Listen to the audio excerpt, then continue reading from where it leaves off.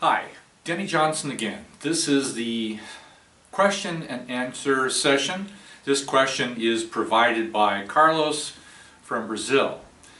Carlos, your question was specifically about the cycles and seasons timeline, and specifically one part of that timeline. I'd like to back up for a moment and at least introduce our viewers to the concept of a timeline. This timeline is derived from the family tree and corresponds to the times of the day.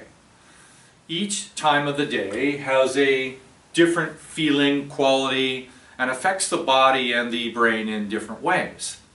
Each one of these different qualities, which goes from midnight to 12 noon to midnight, these all have experiences and lessons within them. The primary lesson for number one is different than the sequences that follow it.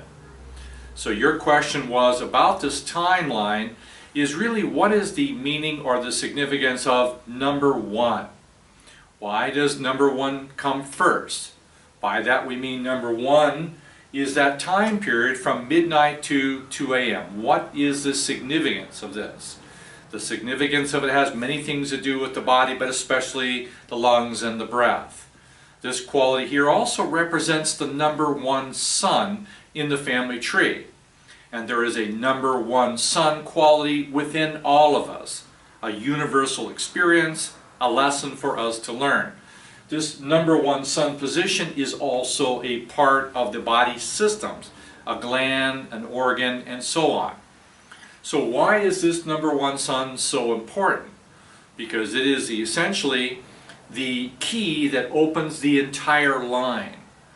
This lesson of what it really means to feel like this at the number one is how we give birth, or how we consummate something, initiate something, how we enter something, how something begins, or how we transit between conditions, such as this line over here might be, where were you when you were sleeping last night? No, you were not in your bed, in your body. You were actually, as a soul, in the spirit world.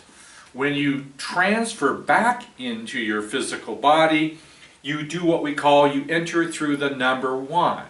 What is this number one? How does it work? That's what we're about to discuss. This quality of number one also has to do with the experience of the ability or the willingness to learn. This is about change. What is the instrument that realizes the greatest capacity to change? This is the quality called humility. So we often use this position to describe why humility is so important to inspiration. Humility is the interior intention to feel. I choose to increase my capacity to feel. With that capacity to feel, I increase my awareness of anything. I also increase my capacity to use my free will lovingly. So with humility, I am willing to change anything inside me that is inconsistent with truth, is inconsistent with a belief system that damages anyone else.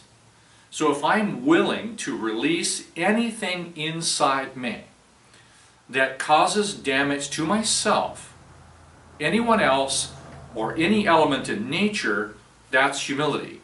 Humility is the experience of the desire to feel. If I want to truly feel who I am, and what I am, and who my Creator really is, I can accept my current condition as being doubtful or confused or not sure.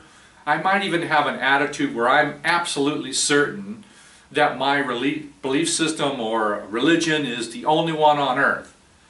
So, am I truly willing to have a childlike heart to experience the reality of higher and higher capacities to feel? In order to do that, I need to voluntarily choose to remove anything inside my own feelings that blocks the increase of my capacity to feel.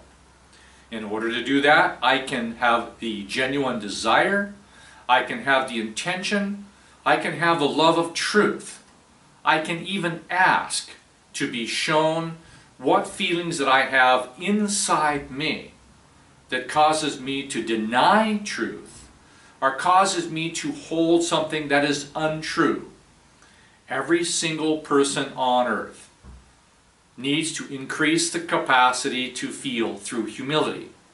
Humility is the one thing that we will be doing for tens of thousands of years. Because whatever our current comprehension today is about any topic, tomorrow and the next day we will be constantly increasing it. That increase means we let go of our lesser understanding, our lower comprehension, and we increase our capacity to feel a higher comprehension. So we can ask to be shown. Show me how to increase my capacity to be childlike. Now, some people believe that humility is a submission or a bowing down. My experience of it is different. It's an opening to the increase of appreciation. I want to feel more, appreciate more, experience more of life. I want to love more. Humility increases my capacity for all of these things.